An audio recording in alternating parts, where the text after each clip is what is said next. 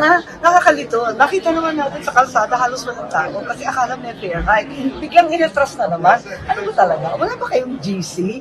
Binatikos ni Senator Amy Marcos ang kanyang kapatid na si Pangulong Ferdinand Marcos Jr. dahil sa pagsuspindi ng taas pasahe na nakatakda sanang ipatupad ngayong araw. Isang araw bago ang pahayag na ito, inaprubahan ng Senado sa ikatlo at huling pagbasa ang panukalang batas na nagbibigay kapangyarihan sa Pangulo na suspindihin o bawasan ang excise tax sa langis na layong maibsan ang epekto ng malakihang dagdag sa presyo ng mga produktong petrolyo na dulot ng digmaan sa Middle East. Noong Martes, March 17, inianunsyo ng Land Transportation, Franchising and Regulatory Board ang ipatutupad na dagdag pasahe sa mga jeep, bus at iba pang uri ng public transportation.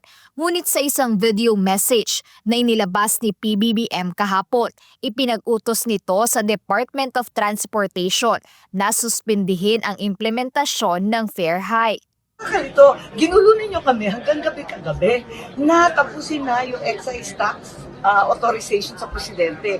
Pagkatapos sasabihin naman ng ating finance secretary na hindi pa kailangan yung excise tax na yan. GC please, hilong-hilo na kami.